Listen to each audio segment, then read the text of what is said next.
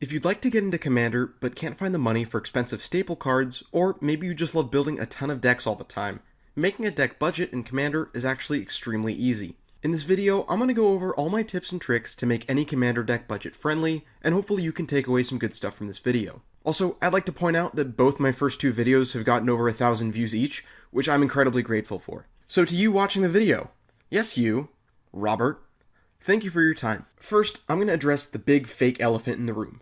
Proxy cards. Depending on your playgroup, they may or may not allow proxies. Personally, I've played in both types of groups, but I'd highly encourage proxying cards if your playgroup allows for it. My personal philosophy is to only proxy cards I either already own, intend to purchase, or for a new deck that I'm playtesting. But in my experience, most people are totally cool with you proxying out whatever. If you've gotten inspired to build a deck but don't want to risk shelling out the cash for the entire thing just to realize it sucks, I highly recommend proxying out what you want to play so you can get a feel for the deck before making a big financial commitment. That being said, some playgroups don't allow proxying, and any sort of event held on the companion app also technically prohibits proxies, which is why I'm making this video. The easiest way to make your deck significantly cheaper starts with your mana base. Higher end decks that play fetches, and shocks, and surveil lands, and triomes all do so for the sake of speed and consistency. Them entering untapped and providing much better color fixing is a great advantage of these lands. However, there are plenty of budget options in the sub $1 range that I love using in my budget decks. The check land cycle from Innistrad and the core sets are amazing, and have been reprinted enough to have a pretty low price. I also love the Tango land cycle from Battle for Zendikar, and you can find all these in the 25-cent range. Quite a few of the Pain lands, especially the enemy color paired ones, can be found for under $1. These are a little pricier, but there are a couple slow lands that are more affordable. I'm personally a fan of both Temples and Bounce lands, despite them entering tapped.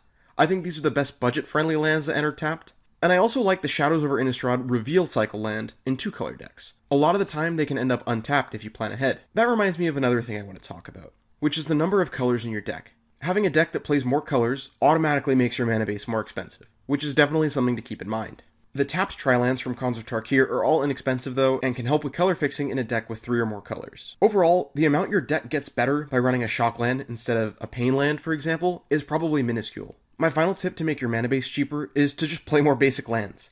This is especially effective in green because you have access to spells that can fetch out lands directly, but in most situations, I genuinely believe that a basic land is substantially better than a land that comes into play tapped with little to no added value. And as far as color fixing goes, you can get around it being a major problem by adding more card draw into your decks, but you still may find some difficulty in 3+ color decks. Enough about mana bases, let's talk about the meat of your deck. Now, finding out where to cut costs does depend a lot on the commander and what strategy you're playing, but there are a couple general pieces of advice I can give out on the topic. The way I typically lay out a budget deck is to start by putting all the cards I want in the deck into some sort of online deck builder, regardless of the price. I personally use Archidekt because I like being able to make custom categories, but Moxfield is very popular too. From there, I start making cuts, but keep aside any cards that I'm cutting. Once I get to 100 cards, I'll start to look at the more expensive cards that are still in the deck that are putting me over budget, and I end up replacing those cards with some of the cards I had cut from earlier. Eventually, I keep doing this until I have 100 cards within my budget. I did this with my $30 Alela flying deck, and despite some cards I cut for budget reasons, the deck is still a house and wins most mid-power games I play with it. Another tip is that you can find some really cheap budget substitutes for cards in your deck. For example, if you don't want to pay $2 for Counterspell, Negate is a solid card that's effective in a lot of cases. It doesn't hit commanders, which is why I personally underrated it for a while, but every time I've drawn it, it hits something important.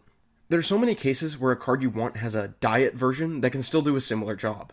There are very few cases where an expensive card is absolutely 100% entirely necessary for building a commander deck, with the exception of a game-winning combo piece or something like that. This is the absolute biggest and most important piece of advice I can give. Just because you don't want to or can't necessarily pay for cards like Rhystic Study or Cyclonic Rift does not mean you can't build the deck. Another thing I'd like to mention is that a budget deck doesn't need to stay budget. Typically, when I commit to a deck, budget or not, I'll buy pretty much any card that costs less than, say, $5. I play the budgetized version of the deck, and as time goes on, and I find extra money here or there, I start to buy any remaining cards to fill in what I really want. You can set your budget restriction upon first building and ordering your deck, and over time you can make acquisitions depending on how much you like it. In terms of making your budget deck play well, I recommend making sure your deck has a ton of card draw. I even have a whole video on why you should do so. But the long and short of it is that card draw can greatly increase the consistency of your deck. Regardless of how much your deck costs, if you can execute your game plan time after time, that will make your deck effective. You should also work to make sure your deck is cohesive. When building the deck, establish a game plan and make sure all the cards you play work in support of that plan. In my Alela deck, the game plan is to use Alela to make a ton of flying creature tokens. I play a bunch of enchantment anthem effects, which do double duty in making tokens and buffing my creatures. I then use these creatures' evasion to get in for combat damage, and cards like Coastal Piracy draw me a ton of cards, so I always have gas to keep my engine going. There's some enchantment-based and artifact-based protection and removal as well, but essentially the entire deck is meant to work together. Even though the deck is cheap, it functions incredibly well, and I've put a link to the deck in the description of this video. If you're looking to build a deck on a budget and don't have much of an idea on what you want to play, there are a few strategies that naturally lend themselves to budget gameplay better. You're much more likely to be able to play a go-wide deck or a +1/+1 counter deck on a budget compared to a strategy like Super Friends. And like I said, a 2 to 3 color deck with green makes your mana base run much smoother for less money. I'd like to conclude this video by reiterating my main points. 1. You don't need to play expensive staple cards. They're often very good, but far from being the sole reason a deck is powerful. It's a 100-card singleton. The power of synergy and cohesion are what make a deck good. 2.